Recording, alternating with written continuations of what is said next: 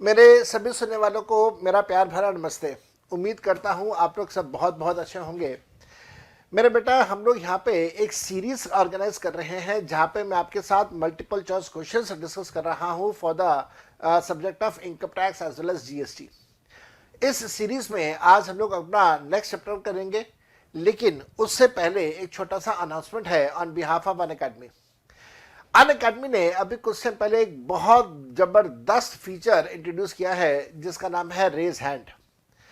मेरे बेटा, आप ये इस बात को कई बार समझते हैं कि जब आप अपने डाउट्स को कंप्यूटर्स के ऊपर या मोबाइल के ऊपर टाइप कर रहे होते हैं तो आप अपनी बात को बहुत अच्छे तरीके से कई बार एक्सप्रेस नहीं कर पाते, जिसकी वजह से आपका जो डाउट है वो टीचर को समझ में नहीं आता और वो आपको प्रॉपर जवाब नहीं दे सकता, जिसकी वजह से डाउट आपका डाउट ही रह जाता है और वो टीचर आगे भी निकल जाता है।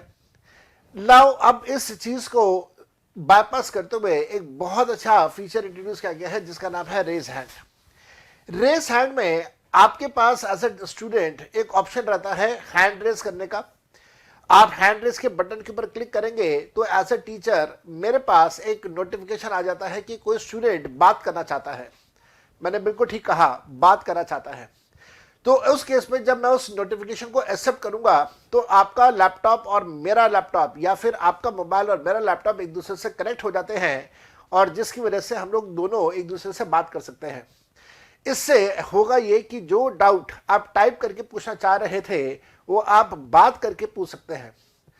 तो ये एक बहुत अच्छा फीचर है जो कि रेज हैंड का फीचर है, और ये रेज हैंड का फीचर सिर्फ तब आप इस्तेमाल कर पाएंगे जब आपने प्लस या आइकॉनिक सब्सक्रिप्शन लिया होगा।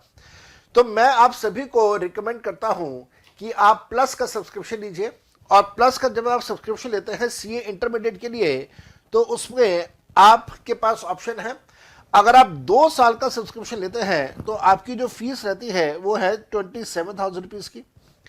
अगर आप 1 साल का सब्सक्रिप्शन लेते हैं तो आपकी फीस है 20,250 रुपए की, और 6 महीने में आपकी फीस है 15,750 रुपए की।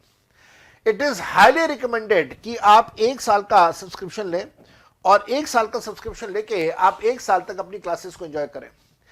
इस सब्सक्रिप्शन के लिए आप मेरा कोड यूज कर सकते हैं, दैट इज CA जोहर, और दूसरा कोड है CA जोहर लाइव। जब आप ये कोड इस्तेमाल करेंगे तो कोड इस्तेमाल करते ही आपकी फीस पर से इंस्टेंट 10% का आपको डिस्काउंट मिल जाता है। तुरंत आपको 10% का डिस्काउंट मिल जाता है, जो कि काफी ज्यादा हेल्पफुल हो जाता है आपके लिए। तो ये एक छोटा सा अनाउंसमेंट अनअकैडमी के बिहाफ के ऊपर। रेस हैंड का फीचर बहुत अच्छा फीचर, आप लोग इसको जरूर यूज कीजिए। और अब अपनी जो सीरीज है एमसीक्यूज की, उसके अंदर मैं अगले चैप्टर के एमसीक्यूज आपके साथ स्टार्ट कर रहा हूं। And here is that video for you people. Wish you best of luck and happy learning to all of you. Enjoy yourself. Bye bye. 238 page number हमारे पास है, तो 238 एंड 237 पेज नंबर हमारे पास है। तो इस पेज नंबर पे आपको टीडीएस का अमाउंट दिया हुआ है, सॉरी मैं टीडीएस बोल रहा हूं, एमसीक्यू का अमाउंट दिया हुआ है, एमसीक्यू पार्ट नंबर 5। तो पार्ट नंबर 4 तक तो हम लोग ऑलरेडी कर चुके थे। पार्ट नंबर 5 से हम लोगों ने स्टार्ट करने हैं। पार्ट 5 करेंगे, पार्ट 6 करेंगे, और उसके बाद बुक्स में कुछ करेक्शंस मैंने आपको मार्क करवाने हैं, मैं आपको वो करेक्शन भी मार्क करवा दूंगा। आइए मेरे बेटा, इसको हम लोग स्टार्ट करते हैं। एनलार्ज कर देता हूं ताकि आप भी आराम से पढ़ सके, मैं भी इनको आराम से पढ़ सकूं। स्क्रीन से हट जाता हूं ताकि आप सिर्फ कंसंट्रेशन यहां पे रख सके। ध्यान से कीजिएगा। पहला क्वेश्चन है, rent free accommodation is covered under section. Rent free accommodation का सेक्शन क्या है, एग्जामिनर ये पूछ रहा है। रेंट फ्री एकोमोडेशन का सेक्शन है section 17 sub section 2 clause 1, rule number है रूल नंबर 3 सब रूल नंबर 1। अब आपको ये याद करने होंगे, अदरवाइज आपके लिए चैलेंज रहेगा, प्रॉब्लम रहेगा हमेशा। नेक्स्ट, अब question number 2, obligations of the employee which are met by the employer is covered under section 17 subsection 2 clause 4। इसको हम लोग बोलते हैं monetary perquisites। These are also called as monetary perquisites। तो आपको इस बात का भी ध्यान रखना होगा। नेक्स्ट, हमारे पास आता है क्वेश्चन नंबर 3। एग्जामिनर पूछता है medical expenses which are reimbursed by the employer to the employee shall be. अभी थोड़ी देर पहले मैंने आपको ये बात बताई थी, जो मेडिकल एक्सपेंसेस हैं जिसका रीइंबर्समेंट एम्प्लॉयर करेगा वो 100% टैक्सेबल होगा, उसमें कुछ भी एग्जेम्पशन नहीं मिलने वाला है, उसमें किसी प्रकार का कोई भी एग्जेम्पशन नहीं मिलने वाला है। That will be 100% taxable. तो हमारे पास आंसर आ जाता है क्वेश्चन नंबर 3 का D, it is fully taxable. Question number 4, during the previous year employee was reimbursed 23,000 rupees as medical expenses incurred by the employee in the government hospital. मैंने आपको थोड़ी देर पहले लिखवाया था, अपने ब्रदर इन लॉ का एग्जाम्पल भी मैंने आपको दिया था। अगर सरकारी अस्पताल है और सरकारी अस्पताल का खर्चा का रीइंबर्समेंट हो रहा है तो वो फुली एग्जेम्प्ट रहेगा। अब आप उसे फुली टैक्सेबल नहीं करेंगे। क्वेश्चन नंबर 5, क्वेश्चन नंबर 5 कहता है house rent allowance is cover under which section. HRA का सेक्शन है सेक्शन 10 सब सेक्शन 13A और इसका रूल है rule 2A। Question number 6, accommodation at concessional rent is given under which section? It is given under section 17 subsection 2 clause 2 और rule number हम लोग use करते हैं रूल नंबर 3 सब rule number 1। Question number 7, the employee is provided with a furniture costing 1,50,000 रुपए along with rent free accommodation with effect from August 2020. The value of the furniture to be included in the value of rent-free accommodation shall be। याद रखिएगा मेरे बेटा, याद रखिएगा मेरे बच्चे, यहां पे एग्जामिनर कह रहा है कि फर्नीचर की कीमत है 1,50,000 रुपए। तो 1,50,000 रुपए का 10% आप कैलकुलेट करते हैं, ये बात तो आपको याद है। 10% एनुअली होता है, ये वाली बात भी आपको याद है। एग्जामिनर कह रहा है कि अगस्त में दिया था, तो इसका मतलब अप्रैल मई जून जुलाई 4 महीने आप छोड़ दीजिए, तो 8 महीने के लिए फर्नीचर को इस्तेमाल किया, 10% पर एनम है। तो अगर आप कैलकुलेशन करके देखेंगे तो ये अमाउंट कितना आएगा। अगर कैलकुलेशन करेंगे तो अमाउंट आएगा 1,50,000 का 10% डिवाइडेड बाय 12 मल्टीप्लाई बाय 8, तो this will be equal to 10,000 रुपए। तो अमाउंट आ गया हमारे पास क्वेश्चन नंबर 7 का सी 10,000 रुपए। Question number 8, Mr. J is provided with rent-free accommodation which is owned by the employer in Delhi। मेरे बेटा दिल्ली है, दिल्ली की population is greater than 25 lakh. जब पॉपुलेशन 25 लाख से ज्यादा हो तो हम लोग टैक्सेबल करते हैं सैलरी का 15%। Question number 9, the mister J owns the house in which he lives, his employer reimburses to him the electricity bill amounted to 15,000 रुपए। याद रखिएगा बेटा, मिस्टर जे का अपना मकान है। अगर मिस्टर जे का अपना मकान है तो इसका मतलब बिजली का कनेक्शन भी मिस्टर जे के नाम पे होगा, बिजली को इस्तेमाल भी मिस्टर जे कर रहा है, जो कनेक्शन है वो भी मिस्टर जे के नाम पे इस्तेमाल कर रहा है, वो भी मिस्टर जे इस्तेमाल कर रहा है। इस वजह से जो भी बिजली का बिल एम्प्लॉयर पे करेगा वो एम्प्लॉय के बिहाफ पे करेगा। It will be the case of obligations of the employ which are paid by the employer. इस वजह से आप इसे टैक्सेबल कर देंगे और ये मॉनेटरी पर्पसेस की कैटेगरी में आएगा। आप किसके लिए टैक्सेबल करेंगे? आप सबके लिए टैक्सेबल करेंगे, चाहे वो गवर्नमेंट एम्प्लॉय है तो भी, अगर वो गवर्नमेंट एम्प्लॉय नहीं है तो भी आप सबके लिए टैक्सेबल कर देंगे। स्पेसिफाइड एम्प्लॉय है तो भी, स्पेसिफाइड एम्प्लॉय नहीं है तो भी आप उसके लिए टैक्सेबल कर देंगे। क्वेश्चन नंबर 10 है, कहता है examiner, exemption of leave travel concession LTC is allowed under section. LTC का एग्जेम्पशन कौन से सेक्शन में मिलता है ये पूछा जा रहा है आपसे। इसके लिए सेक्शन है section 10 sub section 5। Rule number use होता है rule number 2B। Next point पे जाऊंगा मैं। एग्जामिनर पूछता है आपसे, mister J has taken an interest free loan of 1 lakh रुपए from his employer for the purposes of medical treatment. बात यहीं पे खत्म हो जाती है, इसके आगे पढ़ने की हमें जरूरत ही नहीं है। मैंने आपको ये बात बताई थी, अगर एम्प्लॉयर से आप लोन ले रहे हैं और वो लोन आप दो कारणों की वजह से ले रहे हैं। पहला, अगर आपने अपने घर पे किसी का इलाज करवाना है। दूसरा, अगर वो अमाउंट 20,000 रुपए या 20,000 रुपए से कम का है, तो ऐसे सिचुएशन में कुछ भी इंप्लॉय के लिए हम लोग टैक्सेबल नहीं करते हैं। सो यहां पे एग्जामिनर पूछ रहा है, in this case taxable value will be 0। Question number 12 पे जा रहा हूं मैं। एग्जामिनर पूछता है, employer provides a car below 1600 cubic capacity, 1600 cubic capacity से कम की वैल्यू है, 1600 क्यूबिक कैपेसिटी से कम की वैल्यू है, तो फिर ऐसे सिचुएशन में जो टैक्सेबल होगा वो स्मॉल कार के रूल्स के हिसाब से होगा। एग्जामिनर कहता है कि साथ में ड्राइवर भी दिया है, तो कार के साथ में ड्राइवर भी है। ड्राइवर है तो 900 रुपए एक्स्ट्रा जो ड्राइवर के लिए है वो टैक्सेबल हो जाएगा। He uses the car partly for official and partly for personal purposes, तो कार का दोनों प्रकार का इस्तेमाल है। Expenses are done by the employer, expenses जो है वो एम्प्लॉयर कर रहा है। एक्सपेंसेस कितने कितने हैं वो बताया गया आपको। 84,000 रुपए का खर्चा रनिंग मेंटेनेंस का है, ड्राइवर की सैलरी 1,20,000 रुपए है, तो आपको ये दो चीजें बताई गई हैं।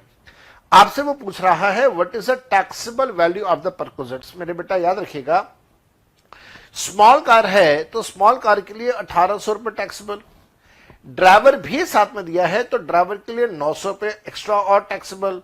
तो 1,800 जमा 900 मल्टीप्लाई बाय 12 अगर आप कर देंगे तो आपके पास अमाउंट आ जाएगा टैक्सेबिलिटी का। ये अमाउंट मेरे ख्याल से आता है 32,400 रुपए, तो आंसर होगा सी। आगे चलूंगा मैं यहां से। Question number 13, mister J is employed in GDC limited and his wife is suffering from a critical disease. Critical disease आ गया, स्पेसिफिक डिजीज, क्रिटिकल डिजीज, आप कुछ भी कह सकते हैं। The company has sent mister J and missus J to USA for the medical treatment of missus J. The company has incurred expenses on the medical treatment of Mrs. J and stay outside India of Mrs. J and Mr. J amounted to 17 lakh रुपए।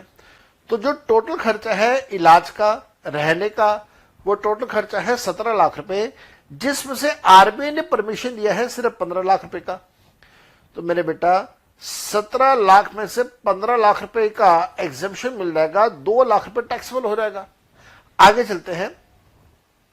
The travelling expenses amounting to 1.5 lakh रुपए, travelling expenses का पैसा 1.5 लाख रुपए का था।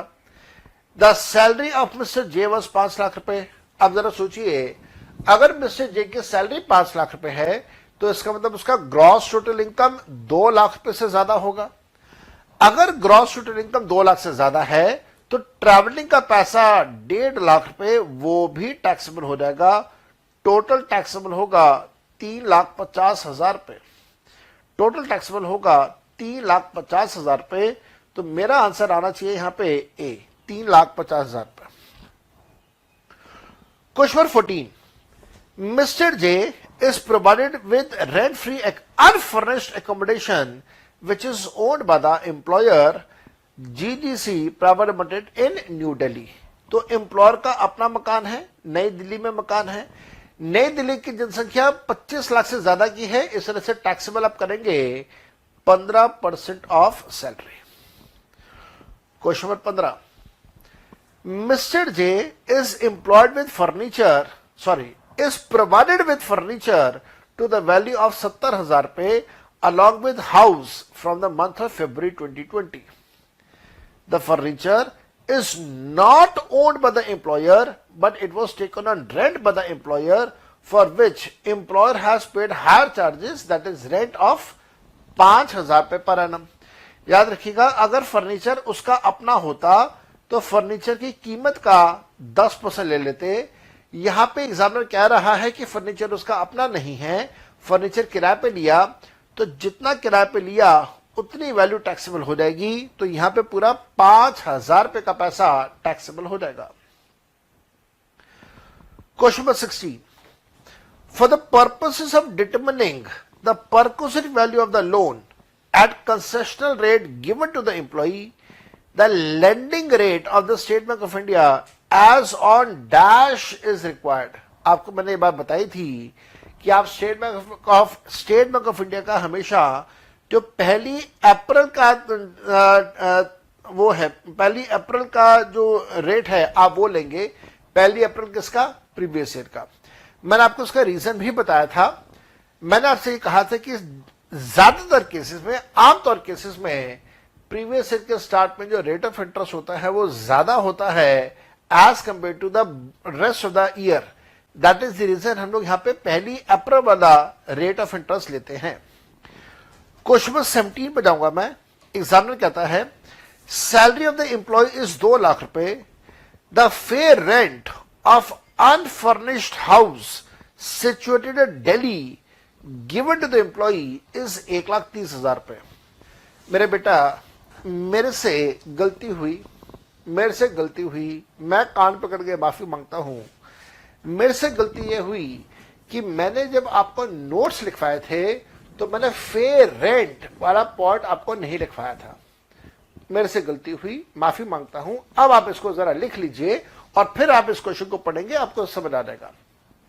यहां पे लिख लीजिएगा fair rent in case of RFA, if fair rent is given, then it is a hint, ये एक hint है, that house is owned by employer। ये बात मेरे को पहले बतानी चाहिए थी, मेरे से गलती हुई, मैंने ये बात पहले नहीं बताई, मेरे से कान पकड़ के माफी। ठीक है जी, चलो अब मैं यहां से आगे चलता हूं, इसको पढ़ता हूं।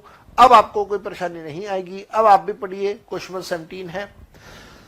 क्वेश्चन नंबर 17 में कहा गया है सैलरी है एम्प्लॉय की 2 लाख रुपए, मकान का फेयर रेंट दिया हुआ है आपको 1,30,000 रुपए। फेयर रेंट से मतलब ये नहीं है कि उस मकान का किराया है, नहीं। फेयर रेंट का मतलब यह है कि साहब ये मकान एम्प्लॉयर का अपना है। अगर ये मकान एम्प्लॉय को ना दिया होता,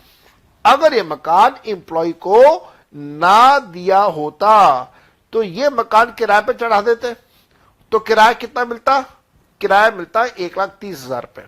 आस पड़ोस का जो किराया है उसे फेयर रेंट बोलते हैं। तो किराया मिलता 1,30,000 रुपए। बेसिकली उसके बारे में बात हो रही है। The valuation of perquisites of the house in case of government employee shall be, चलो ये बात तो हमें आती है। गवर्नमेंट एम्प्लॉय की केस में जो टैक्सेबल वैल्यू होती है that is always a license fee which is determined by the government. तो क्वेश्चन नंबर 17 का answer is license fee. Question number 18, the salary of the employee is 2 lakh रुपए, the fair rent of the unfurnished house which is situated in Delhi and which is given to the employee is 1,30,000 रुपए। The valuation of the perquisites of the house in case of the non-government employee shall be, देखो जी non-government employee लिखा हुआ है। अब यहां पे fair rent लिखा हुआ है, इसका मतलब यह है कि ये मकान एम्प्लॉयर का अपना है, अपना मकान है, लेकिन कौन से शहर में है? दिल्ली के शहर में है। दिल्ली का शहर का मतलब हो गया 15% ऑफ सैलरी। सैलरी आपको गिवन है 2 लाख, तो इसका मतलब हो गया 15% किसका? ऑफ 2 लाख। और अगर मैं ओरली कैलकुलेट करूं तो 2 लाख का 15% आता है 30,000 रुपए। तो क्वेश्चन नंबर 18 का आंसर है 30,000।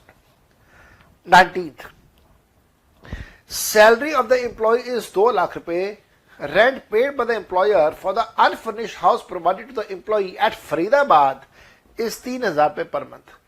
तो एम्प्लॉयर मकान के लिए रेंट दे रहा है 3,000 रुपए का और अपने एम्प्लॉय से चार्ज कर रहा है 2,000 रुपए। मेरे बेटा याद रखिएगा, this is the case of concessional, accommodation. तो आप वैल्यू कैलकुलेट करके 2,000 रुपए वहां से लेस कर दीजिएगा। अब वैल्यू कितनी कैलकुलेट होगी आपको ये बात पता होनी चाहिए। जो टैक्सेबल परक्यूसिव वैल्यू है वो होगा लोअर किसका? पॉइंट ए 15% ऑफ सैलरी और पॉइंट बी रेंट। दोनों में से जो लोअर अमाउंट है वो ले लीजिए। सैलरी हमें गिवन है 2 लाख, 2 लाख का 15% है 30,000 रुपए। रेंट गिवन है 3,000 रुपए, 12 महीने के लिए कैलकुलेट करेंगे आएगा 36,000 रुपए। तो यहां पे ये वाली फिगर आती है 30,000, ये वाली फिगर आती है 36,000, दोनों में से लोअर है 30,000। तो 30,000 में से अब आपने 2,000 रुपए महीने के हिसाब से 24,000 रुपए आपने माइनस करना है, तो टैक्सेबल वैल्यू आएगी 6,000 रुपए। तो 19th का आंसर विल बी डी, 6,000 रुपए। मेरे ख्याल से यहां तक आपको दिक्कत नहीं होनी चाहिए। Question number 20, a car of 1500 cubic capacity, a car of 1500 cubic capacity is provided by the employer to the employee whose gross salary is 20,000 रुपए per month. The car is used by him partly for official and partly for personal purposes. The expenses of running and maintenance are met by the employer. The valuation of this perquisites will be, मेरे बेटा ध्यान रखिएगा, car जो है वो small car है, 1500 CC की उसकी इंजन पावर की कैपेसिटी है। स्मॉल कार के केस में आप टैक्सेबल करते हैं 1800 रुपए पर मंथ के हिसाब से पैसा। तो आंसर आ जाएगा 20 का बी, 1800 रुपए per month. 21 Mr. J is the employee of GGC Limited and he is provided a car with an engine capacity of 1.9 liters engine capacity, that is it is a case of a big car। अब हम लोग यहाँ पे big car की बात कर रहे हैं। And it is given along with the driver, तो ड्राइवर भी दिया है साथ में। तो याद रखिएगा, अगर ड्राइवर भी दिया है साथ में तो क्या होगा, आगे बढ़ेगा। The expenses of running and maintenance of the car are met by mister J himself. यहां पे अब फंस गया। इससे पहले हम लोग हमेशा ये कर रहे थे कि कार का खर्चा एम्प्लॉयर कर रहा है। यहां पे क्या लिखा हुआ है, कार का खर्चा एम्प्लॉई कर रहा है। Besides using the car for official purposes, Mr. J also uses the car for personal purposes. The valuation of the perquisites of the car shall be। अब कार के लिए आप टैक्सेबल कितना करेंगे, मेरे बेटा बहुत बहुत बहुत ध्यान से करना। अब आपने जो कार के लिए टैक्सेबल करना है वो आप टैक्सेबल करेंगे 1800 रुपए पर मंथ। तो यहां पे जो टैक्सेबल होगा वो 1800 रुपए पर मंथ टैक्सेबल होगा। 1800 होगा, कितना होगा एक बार नोट्स पे चेक कर लें। अगर खर्चा एम्प्लॉय करता है, अगर कार का खर्चा एम्प्लॉय कर रहा है, कार किसकी है भाई ये भी देख लो, कार किसकी है, कार किसकी है, कार तो एम्प्लॉयर की है, कार तो एम्प्लॉयर की है। और अगर कार एम्प्लॉयर की है, खर्चा कर रहा है उस केस में एम्प्लॉय, खर्चा कर रहा है उस केस में एम्प्लॉय। और अगर कार की इंजन पावर जो है वो इंजन पावर 1600 क्यूबिक कैपेसिटी से कम है, दैट इज कार जो है वो नहीं ज्यादा है, तो बिग कार है। तो बिग कार के केस में हम लोग जो टैक्सेबल करते हैं वो सिर्फ और सिर्फ टैक्सेबल करते हैं 900 रुपए महीना। मेरे को याद आ गया जी, 1800 नहीं होगा, 900 रुपए महीना टैक्सेबल होगा। तो यहां पे अमाउंट हमें 900 रुपए महीने के हिसाब से डी पॉइंट आएगा। अच्छा, इसका आंसर एक बार चेक करना, शायद मैंने आंसर में गलत मार्क किया हुआ है, तो आप आंसर को साथ साथ में ठीक कर लीजिए। 21 का आंसर बी दिया हुआ है। हाँ देखा, मेरे को लग रहा था कि कहीं ना कहीं गलती होगी, तो आप इसको ठीक करके डी कर दीजिएगा, इसको ठीक कर लीजिएगा और बी की जगह डी आ जाएगा, बी की जगह डी आ जाएगा। चलो आगे ध्यान से देखिएगा, आगे ध्यान से देखेंगे। Question number 22, mister J is an employee, owns a car which he used for his private purposes. All expenses of running and maintenance of the car are met by the employer. The perquisites shall be taxable. अब ध्यान रखिएगा, car employer की अपनी, employ की अपनी है, private purposes के लिए यूज कर रहा है, कार का सारा खर्चा एम्प्लॉयर कर रहा है। ऐसे केस में it becomes a case of monetary perquisites, the expenses obligation of the employee met by the employer, and it will be taxable for all type of employees, whether a specified employee or a non-specified employee. Question number 23. Mr. J is an employee of JSJ Limited, which is an oil manufacturing company. He is provided with free gas for his personal purposes by the employer. The value of this perquisite shall be. मेरे बेटा oil manufacturing company है, आपको पता होगा जो oil manufacturing companies हैं उनके यहाँ पे गैस मैन्युफैक्चर भी होती है.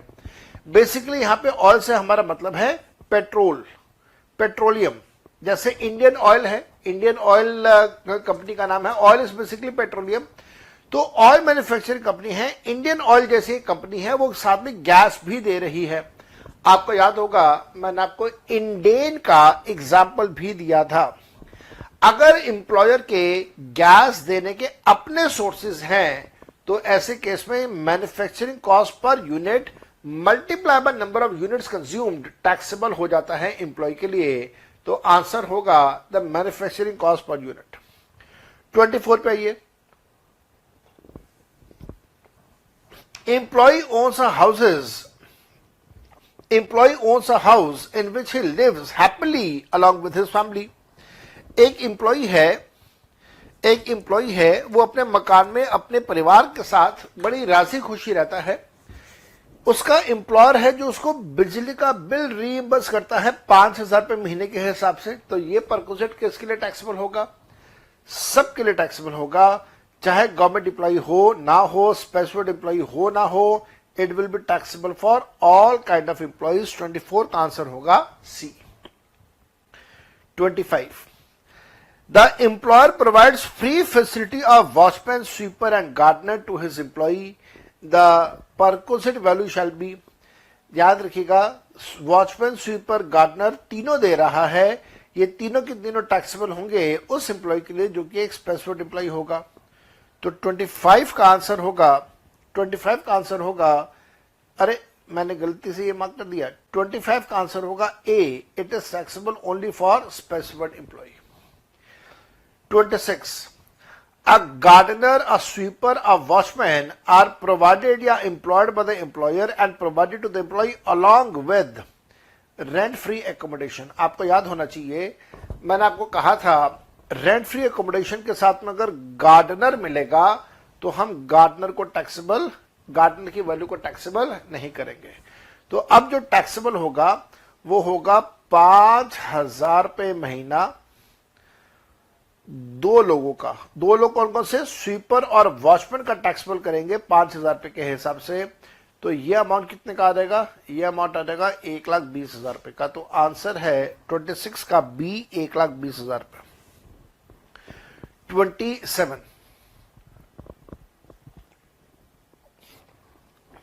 Tea and snacks are provided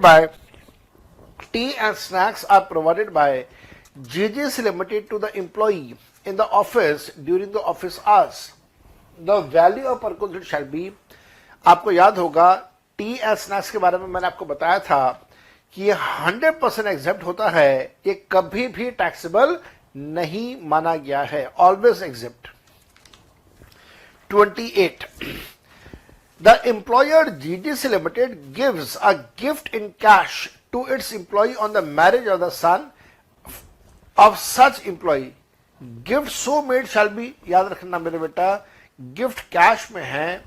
अगर गिफ्ट कैश में है तो वो फुली टैक्सेबल होगा, उसमें आपने कुछ भी एग्जेम्पशन नहीं देना है. It will be fully taxable. 29.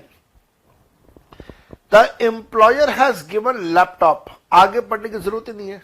अगर वो लैपटॉप दे रहा है तो लैपटॉप का यूज चाहे वो पर्सनल यूज ही क्यों ना हो वो 100% एग्जेम्प्ट होगा, कभी भी टैक्सेबल नहीं होगा. 30th. The employer has given a video camera for the personal use of the employee. The value of this perquisite shall be. अगर वीडियो कैमरा दिया है that means it is a case of a movable asset. Movable asset के case में हम लोग taxable करते हैं historical cost, actual cost का 10%. Question number 31, the employer has given furniture for the personal use of the employee, the value of this perquisite shall be. याद रखना मेरे बेटा, मैंने आपको रीजन के साथ समझाया था कि फर्नीचर इज बेसिकली घर पे यूज होने वाला आइटम। जो चीजें घर पे यूज होती हैं उसके लिए सरकार ने 10% WDV की वैल्यू हमें दी है। 10% WDV की वैल्यू हमें दी है जो चीजें इस्तेमाल होती हैं घरों पे।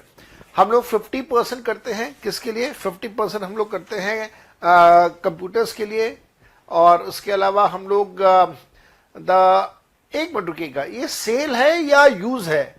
मेरे ख्याल से साहब ये यूज है, ये सेल नहीं है, ये तो यूज का केस है।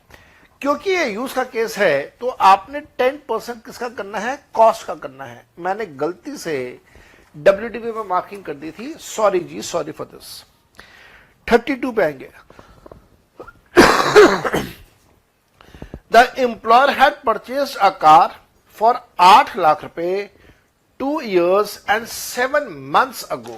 मेरे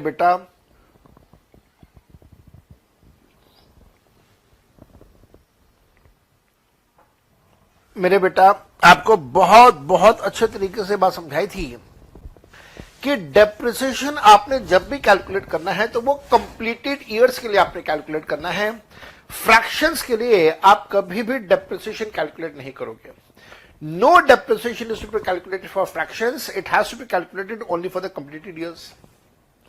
और कार के केस में डेप्रिसिएशन कैलकुलेट होगा 20% WDV के हिसाब से। तो 8 लाख का 20% कैलकुलेट करोगे तो आएगा 1,60,000 रुपए। 1,60,000 रुपए लेस कर दो। 8 लाख में से 1,60,000 रुपए लेस किया तो बचा 6,40,000। 6,40,000 का 20% कैलकुलेट कर लो। 20% कैलकुलेट कर लो तो 20% अगर मैं कैलकुलेट करूंगा तो आएगा 1,28,000 रुपए। तो इसका मतलब जो वैल्यू बचेगी कार की वो होगी 5,12,000 रुपए। 5,12,000 रुपए की वैल्यू आ गई। अब ये जो 5,12,000 की वैल्यू है, इसमें से एम्प्लॉय ने खरीदी है कार 1,20,000 रुपए की। तो 5,12,000 में से 1,20,000 रुपए अगर आप लेस कर दोगे तो आपके पास अमाउंट कितने का आ जाएगा? 3,92,000 रुपीज का आपके पास अमाउंट आएगा। आंसर दिया हुआ है डी। आप में से कोई सोच रहा होगा वैल्यू 5,12,000 कैसे आया? डेप्रिसिएशन को लेस करने पे आया। तो 6,40,000 में से 1,28,000 का डेप्रिसिएशन लेस कर दोगे तो 5,12,000 रुपए का अमाउंट आपके पास आ जाएगा। इसी प्रकार से क्वेश्चन नंबर 33 दिया हुआ है, the employer had purchase a computer for 80,000 rupees 2 years and 7 months ago। Again 7 महीने जो कि फ्रैक्शन ऑफ द ईयर है, आप उसे इग्नोर करोगे। 2 साल आपने कंसिडर करना है। 80,000 का आप पहले 50% कैलकुलेट करोगे तो 50% डेप्रिसिएशन, 50% वैल्यू। फिर जो 40,000 पे आपने निकाला उसका फिर आप 50% डेप्रिसिएशन कैलकुलेट करोगे। 50% का डेप्रिसिएशन, 50% की वैल्यू। तो वैल्यू है 20,000 पे। बेचा है 20,000 रुपए की चीज को बेचा है 15,000 रुपए में, तो टैक्सेबल वैल्यू आएगी 5,000 रुपए। आंसर होगा 33 का D. 34, the employ has been provided free meal worth 110 रुपए पर मील फॉर 295 डेज। मेरे बेटा आपको याद है 110 में से 50 रुपए एग्जाम करते हुए 60 रुपीज पर मील आप टैक्सेबल करेंगे। क्योंकि 295 मील्स हैं तो 60 रुपीज के हिसाब से आपका अमाउंट टैक्सेबल आ जाएगा, जो कि होगा 17,700। तो जरा देखिएगा आपको आंसर में क्या दिया हुआ है। आपको आंसर में दिया हुआ है 60 rupees per meal for 295 days will be taxable. Next, GGC Limited transfers a Honda City car to its employee Mr. J after the use for 4 years and 10 months for 2,10,000 रुपए। The cost of the car was 10 lakh रुपए। तो भाई 10 लाख के ऊपर 4 साल के लिए आपने डेप्रिसिएशन लगाना है। तो 10 लाख का डेप्रिसिएशन कैलकुलेट करने के बाद 80% बचेगा। 20% का डेप्रिसिएशन कैलकुलेट करने के बाद 8 लाख। फिर 8 लाख का 80% 20% का डेप्रिसिएशन कैलकुलेट करने के बाद 6,40,000 रुपए बचेगा। फिर 6,40,000 का 80% कैलकुलेट कर लेना 20% का डेप्रिसिएशन लेस करने के बाद ये बचेगा मेरे बेटा 5,12,000। और फिर 5,12,000 का 80% मेरे बच्चे कैलकुलेट कर देना, ये आएगा 4,09,600। इसका मतलब कार की जो वैल्यू है वो है 4,09,600। अब 4,09,600 की कीमत की चीज 2,10,000 रुपए के अंदर बेच दी गई है, तो 2,10,000 रुपए मैं माइनस कर दूंगा तो टैक्सेबल अमाउंट आएगा 199,600। क्वेश्चन नंबर 35 का टैक्सेबल अमाउंट है 199,600। नेक्स्ट क्वेश्चन नंबर 36 पे जाऊंगा मैं। Mister J is an employee of GDC limited of Delhi and has received the payment during the previous year ending March 21. Basic salary है 2,40,000 रुपए, DA है 40% of basic salary and out of that 40% is for retirement benefits. मेरे बेटा क्या मैं mathematically ये कह सकता हूं कि 40% का 40% इज इक्वल टू 16%? 4 4 16। 40% का 40% विल बी 16%। तो फिर हमारे पास सैलरी कितनी आएगी? बेसिक सैलरी है, हमारे को दिया हुआ है बेसिक सैलरी 2,40,000 रुपए। डीए कितना होगा? डीए होगा बेसिक सैलरी का 40% का 40%, दैट इज 16%। तो 2,40,000 का 40% का 40% इस 38,400। तो अगर आप इन दोनों को ऐड कर दें, 38,400 जमा 2,40, तो ये आ जाता है 2,78,400। 2,78,400 का आपने 15% कैलकुलेट करना है, क्योंकि एकोमोडेशन के बारे में यहां पे बात हो रही है। तो 2,78,400 का 15% निकाला मैंने, ये आता है 41,760। तो आंसर क्वेश्चन नंबर 36 का होगा 41,760 being the 15% of the salary. Question number 37, examiner कहता है mister J is an employee of Gyan Gurukul public school. His daughter Ustat is studying in a said school at a concessional fees of 600 रुपए per month. The actual fees is 4,000 रुपए per month. जब यहाँ पे actual fees की बात हो रही है तो इसका मतलब आसपास के जो बाकी के स्कूल्स हैं, the similar schools in the similar area, उनकी फीस है 4,000 रुपए पर मंथ। लेकिन ये व्यक्ति अपने स्कूल को कितना दे रहा है? ये दे रहा है सिर्फ 600 रुपए per month. The amount which is taxable in the hands of mister J will be, याद रखना 4,000 में से 600 रुपए आपने माइनस किया, 3,400 रुपए होगा। 12 से मल्टीप्लाई कर देना, आपके पास अमाउंट आ जाएगा 3,400 into 12 will be equal to 40,500 रुपए। अगर 1,000 रुपए से ज्यादा है तो फुली टैक्सेबल है, 1,000 रुपए या 1,000 से कम होता तो फुली एग्जेम्प्ट कर देते। 38, mister J took an interest free loan of 15,000 रुपए। आगे पढ़ने की जरूरत नहीं है। अगर इंटरेस्ट फ्री लोन 15,000 का है, दैट इज 20,000 से कम का है, तो वो सारा का सारा पैसा एग्जेम्प्ट होगा, आप कुछ भी टैक्सेबल नहीं करेंगे, तो value will be 0। During the assessment date 21-22 previous year 2021, mister J received a watch worth 20,000 रुपए from his employer as gift. लो जी, घड़ी मिली है, 20,000 रुपए की घड़ी है, 5,000 रुपए से ज्यादा की घड़ी है, इस वजह से 20,000 रुपए का पैसा पूरे का पूरा टैक्सेबल हो जाएगा। आइए क्वेश्चन नंबर 40 पे। क्वेश्चन नंबर 40 कहता है mister J gets salary of 12,000 रुपए per month and is provided with rent free unfurnished accommodation at Pune which has a population of 20 lakh. मेरे बेटा पॉपुलेशन 20 लाख की है पॉपुलेशन 20 लाख की होने का मतलब क्या हुआ? पॉपुलेशन का 20 लाख रुपए होने का मतलब यह हुआ कि 25 लाख से कम की पॉपुलेशन है। अगर 25 लाख से कम की पॉपुलेशन है तो आप टैक्सेबल कितना करेंगे? आप टैक्सेबल करेंगे 10% ऑफ द सैलरी। एग्जामिनर कहता है the fair rental value is 1400 रुपए। थोड़ी देर पहले मैंने बताया था फेयर रेंटल वैल्यू का मतलब it is a hint which is given by the employer कि एकोमोडेशन एम्प्लॉयर का अपना है। The house was provided from 1 July, calculate the value of the rent free accommodation. तो मेरे बेटा 12,000 रुपए महीने की सैलरी है, 12,000 को मल्टीप्लाई कर देना कितने महीने से? यहां पे एग्जामिनर कह रहे हैं कि जुलाई से है, तो अप्रैल मई जून 3 महीने छोड़ दीजिए, 9 महीने की सैलरी, और फिर आपने उसका 10% लेना है। कैलकुलेट करता हूं मैं आपके लिए, 12,000 इंटू 9 और फिर इसका 10% मैं करूंगा तो मेरा आंसर आता है यहां पे 10,800 रुपए। सो माय आंसर इज 10,800 रुपए taxable value of the accommodation. Question number 41.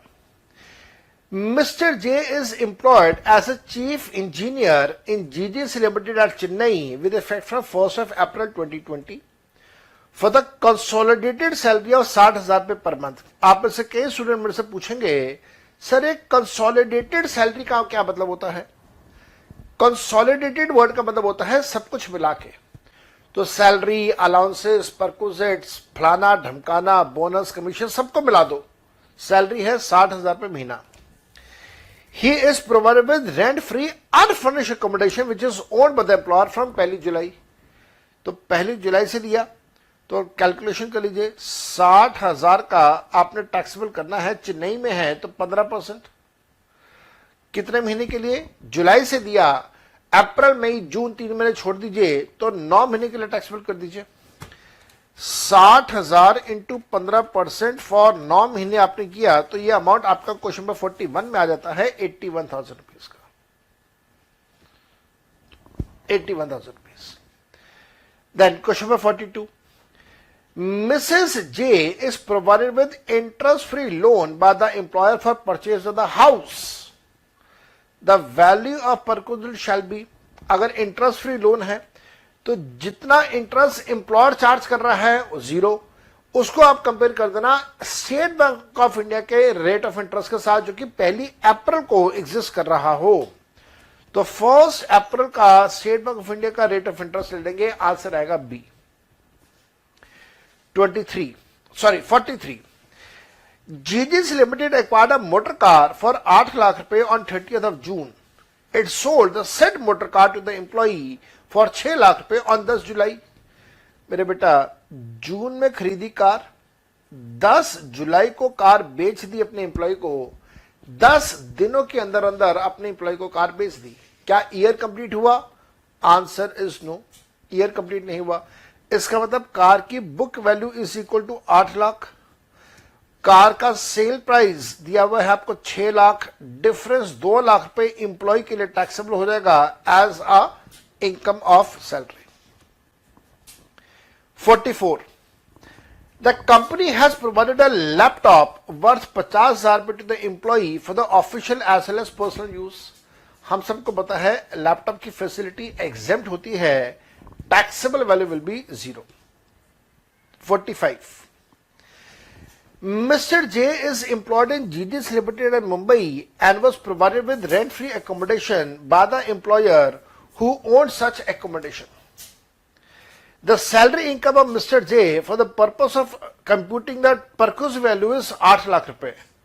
The perquisite value of the rent-free accommodation in the hands of Mr. J shall be, मेरे बच्चे याद रखिएगा, मुंबई में मकान है, मुंबई की पॉपुलेशन जो है वो 25 लाख से ज्यादा की है। अगर पॉपुलेशन 25 लाख से ज्यादा की है तो आप सैलरी का 15% टैक्सेबल करेंगे, तो आंसर है D. Question 46. Mister J is given a motor car with chauffeur. Chauffeur का मतलब होता है driver.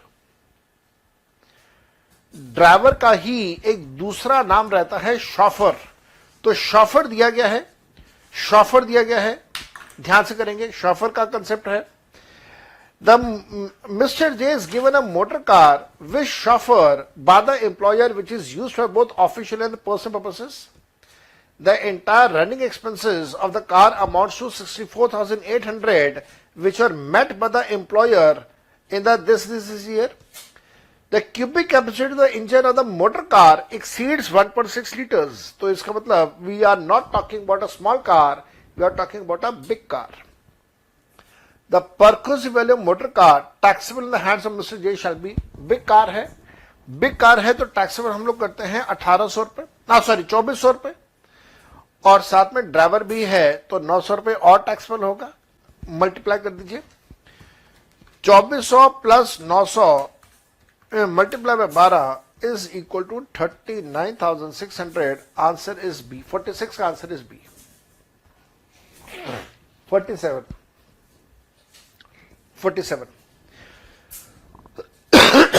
During the assessment year 21-22, previous year 2021, the employee was reimbursed 24,000 rupees as medical expenses incurred by him, which includes 7,000 rupees spent on a government hospital. Government hospital वाला तो taxable नहीं होगा, तो 24% 7,000 रुपये आप लेस कर दीजिए, तो 24% 7,000 रुपये लेस करने के बाद आता है आपके पास 24 माइनस 7 करने के बाद आपके पास आता है 17,000 रुपीज. तो टैक्सेबल आप करेंगे 17,000 rupees. 48. Mr. J is employed in GDC Limited at Madurai, which has a population of 40 lakhs. Madurai है, मदुरई की पॉपुलेशन 40 लाख की है. गलती से रुपये का साइन बना हुआ है, रुपये का साइन हटा दीजिएगा. 40 लाख की पॉपुलेशन है, 25 लाख से ज्यादा की पॉपुलेशन है. He is provided rent-free accommodation owned by the employer. The percentage taxable will be 15%. 49. Mr. J is employed in GGC Limited and was permitted to admit his only son का मतलब एक ही बेटा है, only son in the school which is run by the employer. No fees was charged on such education. The cost of such education to other children is 1,800 रुपए per month. बाकी बच्चे किसी दूसरे स्कूल में पढ़ते हैं, 1,800 रुपए की उनकी टैक्सेबल वैल्यू है, तो 1,800 रुपए का मतलब 1,000 रुपए से ज्यादा है. तो अगर 1,000 से ज्यादा होगा तो पूरे का पूरा टैक्सेबल होगा.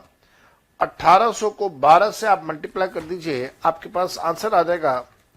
दैट विल बी 21,600 रुपए. 49 का आंसर इज ए, 21,600 रुपए. तो यहां पे हमारे पास पार्ट 5 के एमसीक्यूज कंप्लीट हो गए. इसके नीचे पार्ट 6 दिया हुआ है. कंसेप्ट में आपके साथ सारे डिस्कस कर चुका हूं, एमसीक्यूज डिस्कस करने हैं. तो पार्ट 6 के एमसीक्यूज पे आ जाते हैं. पार्ट 6 के एमसीक्यूज पे आ जाते हैं. यस, ये आपको गिवन है. पार्ट 6 के एमसीक्यूज आपको गिवन है. पेज नंबर है 247. तो पेज 247 पार्ट 6 के एमसीक्यूज पे आ रही है. Question number 1. J Limited is a company paying salary of 4,50,000 rupees to the employee Mr. J and has also undertaken to pay the income tax amounting to 10,400 rupees on his behalf during the year. The gross salary shall be. मेरे बेटा थोड़ी देर पहले मैंने आपको tax free salary का concept करवाया था, जहां पे एम्प्लॉयर अपने एम्प्लॉय के बिहाफ पे टैक्स का पैसा पे करता है.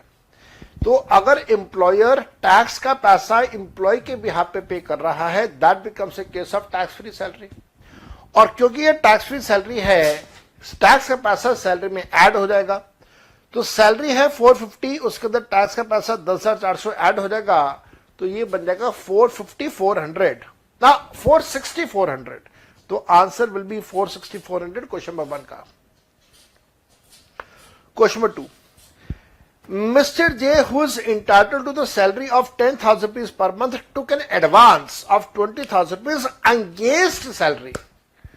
आपको पहली क्लास में बताया था, एडवांस अगेंस्ट सैलरी का मतलब होता है आप लोन. क्योंकि ये लोन का पैसा है, क्योंकि ये लोन का पैसा है, आप इसे कंसिडर नहीं करोगे. क्योंकि ये लोन का पैसा है, आप इसे कंसिडर नहीं करोगे, और आपकी जो ग्रॉस सैलरी होगी वो 10,000 रुपीज अ मंथ के हिसाब से 1,20,000 रुपये होगी। Question number 3, Mr. J, who's entitled to salary of 10,000 rupees a month, took an advance salary from the employer for the month of April to May 21, along with the salary of March 21 on 31st March. अब ये advance against salary नहीं है, ये advance salary है। Advance salary का पैसा मार्च 21 में मिल रहा है, इस साल मिल रहा है। और कौन से महीने का? 2 महीने हैं, अप्रैल और मई, जो अगले साल के हैं। अगले साल का पैसा आपने इस साल ले लिया, टैक्सेबल इस साल होगा, अगले साल नहीं टैक्सेबल करेंगे तो कितना आ जाएगा जी? 10,000 रुपये महीना दिया हुआ है। 10,000 को 14 महीने से मल्टीप्लाई कर दीजिएगा, क्योंकि 12 महीने इस साल के, 2 महीने एडवांस के। तो 10,000 को 14 से मल्टीप्लाई कर देंगे तो 1,40,000 रुपये आएगा ग्रॉस सैलरी। स्टैंडर्ड डिडक्शन अभी इसमें से लेस करेंगे हम लोग बाद में। Question number 4, The salary of Mr. J is 10,000 रुपये per month. Mr. J has taken salary in advance for the month of April 20 to June 20 in March 20 itself. लो जी, अब उल्टा कर दिया मैंने। इस साल की सैलरी वो पिछले साल ऑलरेडी ले चुका है। कितने महीने की? अप्रैल, मई, जून, 3 महीने की सैलरी वो पिछले साल ले चुका है, तो पिछले साल टैक्सेबल हो चुका है। इस साल 9 महीने की सैलरी टैक्सेबल करेंगे 90,000 रुपये के हिसाब से। Question number 5, the government of India announce the increase in DA on 15th of March 2020 with retrospective effect of May 17। तो पिछले सालों का डीए इस साल मिलेगा, इससे हम लोग बोलते हैं arrear of salary. Arrear of salary सिर्फ बेसिक सैलरी का नहीं होगा, डीए का भी हो सकता है, अलाउंसेस का भी हो सकता है, परक्यूजेट्स का भी हो सकता है, बोनस कमीशन का भी हो सकता है। तो ये एरियर ऑफ सैलरी का केस है, और वो पैसा मिल रहा है 8 मई 2020 को। आपको याद होगा, पहली क्लास में बताया था, arrear of salary will be taxable on the received basis, so this will be taxable in the previous year 2021 when it is received. Question number 5 का आंसर आ गया बी। क्वेश्चन नंबर 6 पे जा रहा हूं मैं। The profit in the lieu of salary is given under section, it is given under section 17 subsection 3. Question number 7 पे आ रहा हूं मैं। When there is a decision to increase DA in March 21 with retrospective effect from April 19, an increased amount DA is received in April 21, the increase will be taxable in arrear है। Arrear का पैसा taxable कौन सी year में करेंगे आप? Arrear है अप्रैल 21 में मिल रहा है, टैक्सेबल होगा अप्रैल 21, दैट इज प्रीवियस ईयर 21-22 में। So it will be taxable in the previous year 21-22। Question number 8, GGC is a LLP and had taken a key man insurance policy on the life of its managing partner. The policy got matured on 13th of September 2020. An amount of 75 lakh rupees was paid by the insurance company to the managing partner. The amount so received on the maturity of the policy is taxable for the managing partner. Yes, it is taxable for the managing partner as. अच्छा, यहां पे ध्यान रखिएगा, जो भी managing partner है वो कभी भी पार्टनरशिप फर्म का एम्प्लॉय नहीं होता। पार्टनर, ये कंसेप्ट मैंने आपको फर्स्ट क्लास में करवाया था। Partner and partnership firm, they are not employer and employ, they have a relationship of principal and agent. इस वजह से इनका जो पैसा टैक्सेबल होगा वो टैक्सेबल होगा as income of business and profession. So yes, this 75 lakh rupees is taxable as profit in the lieu of salary, but it will be taxable as PGBP income under section number 28. पूरा पैसा taxable होगा, business के chapter में taxable करेंगे as the income of business and profession. Question number 9. Mr. J is employed in the company with an annual gross salary of 8,60,000 rupees. The company paid income tax of 37,000 rupees on his non-monetary perquisites. याद रखिएगा, मैंने थोड़ी देर पहले आपको करवाया था आज की क्लास में कि नॉन मॉनेटरी परक्विजिट्स के ऊपर 37,000 रुपीज का जो टैक्स होगा वो एग्जेम्प्ट रहेगा, वो टैक्सेबल नहीं होगा। ही हैज पेड 1,20,000 रुपए टुवर्ड्स रिकॉग्नाइज प्रोविडेंट फंड, तो 80C का डिडक्शन आ जाता है। एग्जामिनर कह रहा है कि आप उसकी टोटल इनकम कैलकुलेट कर दीजिए, तो काफी आसान है। 8,60,000 रुपए की ग्रॉस सैलरी है, टैक्स का पैसा आप इंक्लूड नहीं करेंगे, तो टोटल ग्रॉस सैलरी आएगा 8,60,000 रुपए। स्टैंडर्ड डिडक्शन 50,000 रुपए का आपने लेस किया, ये बच गया 8,10,000 रुपए। 80C में आपने 1,20,000 रुपए और लेस करना है 80C में, तो 8,10,000 में से 1,20,000 रुपए और लेस करेंगे तो कितना आ जाएगा? 6,90,000 रुपए। तो आंसर कितना है? हाँ, 6,90,000 रुपए आपका आंसर दिया हुआ है। तो इस प्रकार से MCQs मैंने आपको सारे करवा दिए। किताब के अंदर कुछ जगहों पे थोड़े से करेक्शंस हैं, मैं चाहूंगा कि आप मेरे साथ साथ में ये करेक्शंस मार्क कर लें, जरूरी है, काफी जरूरी है। आप इन करेक्शंस को प्लीज मार्क कीजिएगा। सैलरी के चैप्टर की करेक्शंस की बात कर रहा हूं मैं। एक बार मैं भी सारे पेजेस फटाफट फ्लिक कर लेता हूं और देखता हूं जहां जहां पे भी करेक्शंस हैं, जहां जहां पे भी आपके आंसर्स के ऊपर उसका इंपैक्ट पड़ रहा है, मैं वो सारे के सारे आपको जल्दी जल्दी से उसकी मार्किंग करवा देता हूं, ताकि पढ़ाई करते समय आप बिल्कुल भी अपसेट या परेशान ना हो। ये जो करेक्शंस मैं मार्क करवा रहा हूं, ये आप जैसे ही स्टूडेंट्स ने मेरे को ये वाले करेक्शंस बताए हैं, तो मैं आप लोगों का थैंक यू कर रहा हूं इस बात को लेके।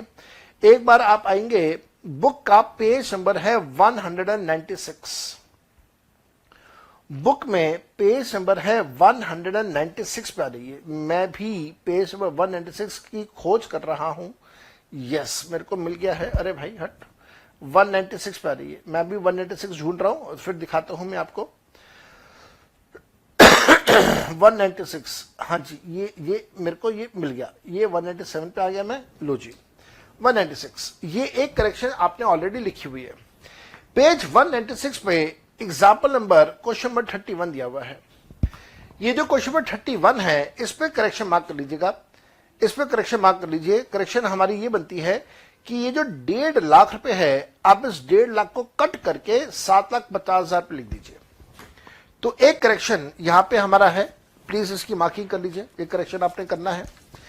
इसके बाद एक और करेक्शन हमारे को एक स्टूडेंट ने बताया था, and that was on page number, मैं आपको बता देता हूं, किताब में से मैं एक बार चेक कर रहा हूं, फ्लिक कर रहा हूं मैं।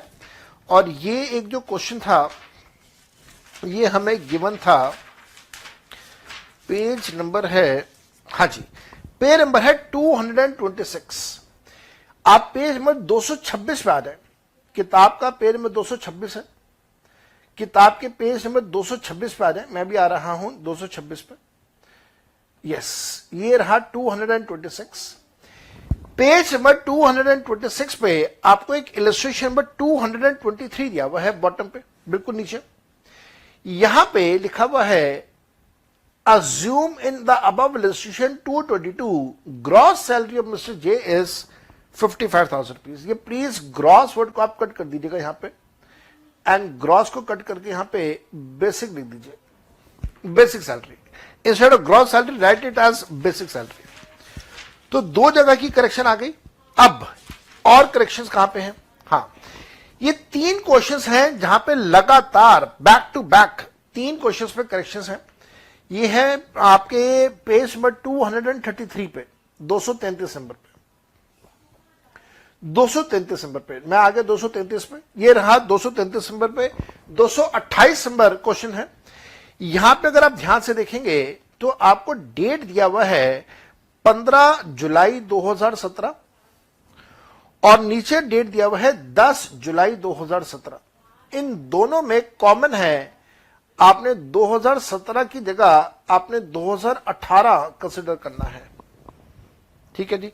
ऐसे ही करेक्शन अगले क्वेश्चन में भी होगी, लेकिन उससे पहले आप अगले पेज पे आए, एक बार सॉल्यूशन देखिएगा। आपको एक टॉपिक दिया हुआ है, calculation of the book value of the car. ये 17 की जगह आप यहां पे लिखेंगे 18, 18 की जगह लिखेंगे 19। इसी प्रकार से वैल्यू ऑफ लैपटॉप 17 की जगह आप लिखेंगे 18, 18 की जगह आप लिखेंगे 19। तो आपने ये भी करेक्शन करनी है। इसी प्रकार से आप अगले पेज पे जाएंगे, 229 पे जाएंगे। 229 पे भी आप ध्यान से देखेंगे, पॉइंट नंबर 4 पे यहां पे अप्रैल 16 लिखा हुआ है। ये अप्रैल 16 की जगह अप्रैल 17 हो जाएगा। ये 229 की बात कर रहा हूं मैं आपके। और इसी प्रकार से पॉइंट नंबर 7 दिया हुआ है, जहां पे अप्रैल 18 लिखा हुआ है, यहां पे भी आप अप्रैल 2019 कर देंगे। तो एक एक साल आप बढ़ाएंगे तो आपकी सारी कैलकुलेशंस ठीक हो जाएंगी। इनफैक्ट किताब को अपडेट करते हुए मेरे से गलती हो गई, छूट गया। अगर आपकी किताब में ऑलरेडी मैंने चेंज कर दिया है, क्योंकि कई किताबें रीप्रिंट पे चली जाती हैं, दोबारा से प्रिंट होती हैं। तो अगर आपकी किताब में सब कुछ ठीक दिया हुआ है फिर तो बहुत अच्छी बात है, लेकिन अगर सब कुछ ठीक नहीं दिया हुआ तो आप प्लीज ठीक कर लीजिए। नेक्स्ट पेज पे value of car, value of car दिया हुआ है। उसमें 16 की जगह 17, 17 की जगह 18, 18 की जगह 19 हो जाएगा। इसी प्रकार से नीचे लैपटॉप दिया हुआ है। लैपटॉप में भी अप्रैल 18 की जगह अप्रैल 19 आ जाएगा। एंड फिर इसके नीचे वीडियो कैमरा दिया हुआ है। वीडियो कैमरा में भी 18 की जगह 19 हो जाएगा। एक एक साल आगे चला जाएगा। इसी प्रकार से अगला क्वेश्चन है 230। यहां पे भी आपको करेक्शन करनी होगी। ये अब आप आ रहे हैं पेज 237 पे। पेज 237 पे पॉइंट नंबर 6 दिया हुआ है, जहां पे अप्रैल 18 दिया हुआ है। मई 18 दिया हुआ है। आप मई 18 को कर देंगे मई 19। और 7th पॉइंट में जुलाई 17 दिया हुआ है, जिसको आप करेक्शन करके 18 कर देंगे। तो एक एक साल आपने आगे बढ़ाना है। मैं फिर से कह रहा हूं कि अगर आपकी किताब में ऑलरेडी करेक्टेड दिया हुआ है तो बहुत अच्छी बात है, फिर कोई करेक्शन मत कीजिएगा। अगर करेक्टेड नहीं है तो प्लीज करेक्शन कर दीजिए। इसी प्रकार से यहां पे मई 18 की जगह 19 हो जाएगा नीचे सोल्यूशन में वीडियो कैमरा का, जब आप जहां पे आपको टेबल दिया हुआ है। और 17 की जगह 18 हो जाएगा, 18 की जगह 19 हो जाएगा एंड सो ऑन। तो एक एक साल की चीजें हैं, वो डेट्स की करेक्शन करनी है। बाकी कंसेप्ट में कहीं पे कोई गड़बड़ नहीं है। और इस प्रकार से मैंने आपके साथ ये चैप्टर 100% कंप्लीट किया है। मैं आपसे रिक्वेस्ट करूंगा सबसे कि आप लोग प्लीज प्लीज प्लीज क्वेश्चंस को सॉल्व कीजिए। जो भी आपके डाउट्स आते हैं वो डाउट्स मेरे से पूछिए। मैं एक और क्लास अरेंज करने की कोशिश जरूर करूंगा, जहां पे मैं आपके साथ एग्जाम के क्वेश्चंस डिस्कस करना चाहूंगा। चाहे वो आधे घंटे की क्लास हो, 1 घंटे की हो, 2 घंटे की हो, लेकिन मैं एक क्लास और लूंगा सैलरी की, जिसमें सैलरी के एग्जाम के सीए के क्वेश्चंस मैं आपको करवा दूंगा। आज के लिए यहां तक। From my side the chapter is 100% complete. Now the ball is in your court. आप लोगों ने इसको अच्छे से करना है, रिवाइज करना है। डाउट्स आपने मेरे से पूछने हैं और मेरे को बहुत अच्छा लगेगा अगर आप इसकी पढ़ाई करके मेरे से डाउट्स पूछेंगे। तो एक क्लास और लूंगा, एग्जाम के क्वेश्चंस करवाऊंगा और उसके बाद हम लोग स्टार्ट कर देंगे टॉपिक डिडक्शंस का। आज के लिए यहां तक करवा रहा हूं। Bye bye and enjoy yourself. Best of luck to all of you for your preparations. Good luck, enjoy yourself.